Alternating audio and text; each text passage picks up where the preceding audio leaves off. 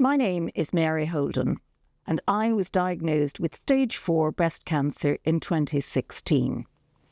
Because my cancer was completely unexpected, it was discovered through a sudden back pain. I'm not sure whether I was completely in shock or not at the diagnosis. I do know that my first reaction was, well, what do we do next? My cancer was far too advanced for chemotherapy and surgery, so hormone treatment and radiation treatment were advised. I started on hormone injections as well as bone injections pretty much straight away, as my cancer had spread from both my breasts to my lymph nodes, lungs and bones. Yet, to look at me, you simply would not have known. I was referred to a lovely radiation oncologist whose first words to me were, "We'll look after you." He explained that I would need a number of treatments, and each treatment or dose is called a fraction, over a period of 6 weeks. Because my tumours were small, but many, the radiation was confined to the biggest tumour, which was well hidden in my left breast. The other tumours would be treated with the hormone therapy. After seeing the radiation oncologist, I was given an appointment to have my planning scan. I had absolutely no idea in advance as to what this involved. But my local daffodil centre had a book on radiotherapy, and I'd suggest you get it if radiation is on the horizon for you. This is what it looks like. The planning scan is where the radiation therapists use a scanner to pinpoint the area where the radiation dose is to be delivered. Because I was having radiation to my breast, I had to get up on the scanning table and lie down with my hands behind my back. Now, this is easy if you're young, but not so easy if you're getting on in years and you're not used to climbing up on tables. And the table is hard, so it's not very comfortable. And if you're short-legged, like me, then you need the help of a step and a guiding hand. I wasn't afraid to ask for this help, and nor should you. Once on the table, the key to all of this is keeping still and doing what the radiation therapists tell you to do. Yes, that's radiation therapists, plural. There's usually more than one therapist, as this is not an easy task for them, and there's an awful lot of cross-checking. They will move your body this way and that way in order to get the position just right. And this can take some time, so don't worry. They may use some devices to keep you in position.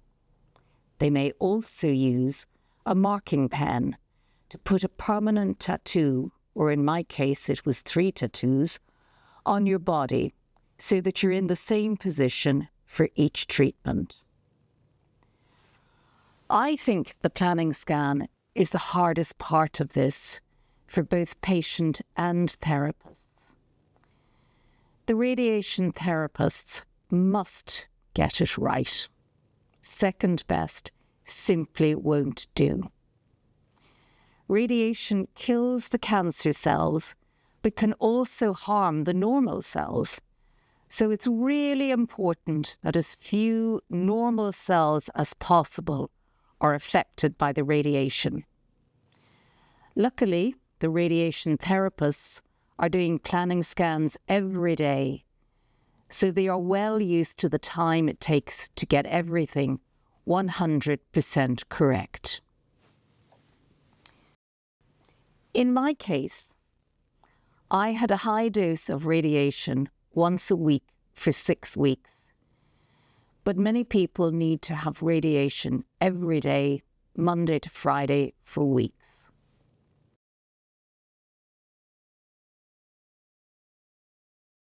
The biggest challenge for me was actually getting to the radiation centre. As the crow flies, it wasn't far away, but not easy to get to unless you drive.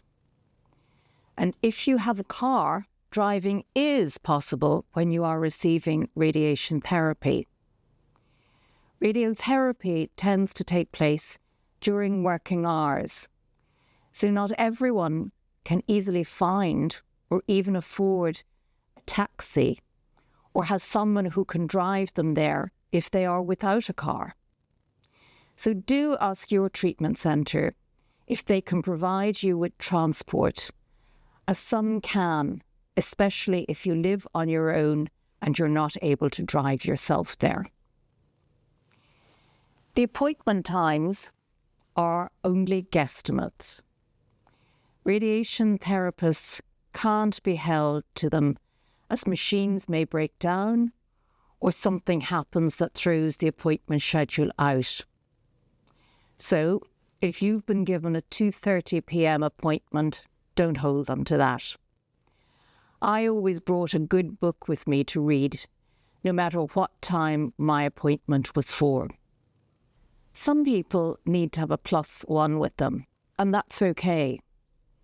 It just wasn't what I wanted for each appointment, as I would have felt the need to keep the conversation going. And that in itself can be draining what energy you have before your treatment. I preferred to go alone to treatment appointments and just immerse myself in my book, which was usually a good murder thriller.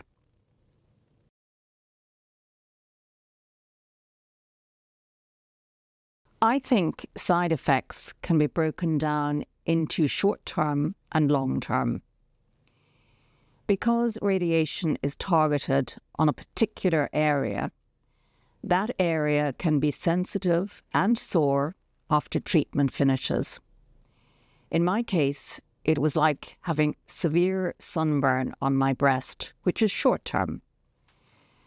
Recommended ointments included E45. The length of time it takes to heal depends on the strength of the dose you have received, but keeping the area clean and treated with whatever has been suggested, such as E45, is important. In time, the sunburn heals. For me, the main long-term side effect was, and still is, fatigue.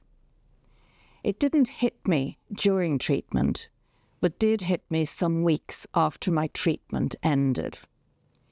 Radiation fatigue is hard to describe, but there were some days when I was too tired to even get out of bed to make a cup of tea. Fatigue comes and goes. For me, it doesn't last longer than 2 days at most.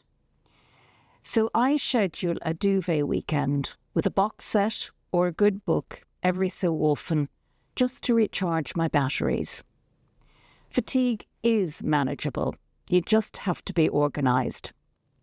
If you have a family, offload some extra jobs onto them, including the children. Always accept an offer of help. Give up ironing clothes because life is too short. Batch cook on your energetic weekends if you have freezer capacity, so that you always have something nice that just needs to be defrosted when you're far too tired to cook. One side effect that perhaps is not talked about is body image. Radiation can change your body, especially if you have breast radiation. My radiated breast is completely different to my other breast. My radiated breast feels like cement, so I'll never require an uplift. And it has lots of broken veins that are very, very visible. Am I bothered? Well, now and again, yes. But I'm of an age where it's not that critical.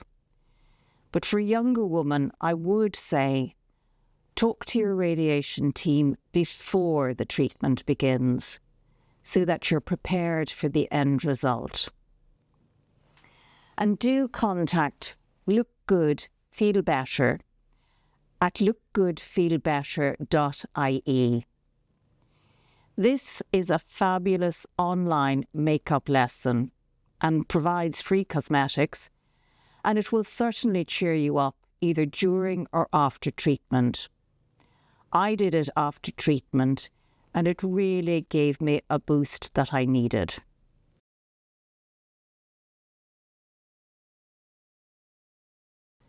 For me, recovery meant getting back to work, which I did 5 months after diagnosis. My GP was very surprised that I didn't want to take the full time off I was able to have, but it was important to me to feel normal again. I was bored at home and bored of being sick. After all, looking at me, hardly anyone would know that I had both cancer and cancer treatment. Getting back to work is not for everyone. It depends on your emotional state. By nature, I'm a pragmatic and solutions-focused person, so staying at home was not for me, and early retirement simply did not appeal. Also, I've been blessed with a good employer and great colleagues, so it was fabulous to get back to work again. Radiation treatment does take its toll, so ease back in gently. It took me a good 2 months before I was able to do full days and then a full week of work.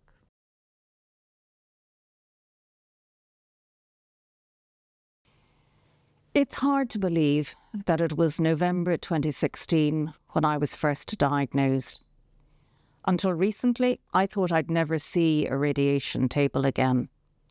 But life is full of surprises.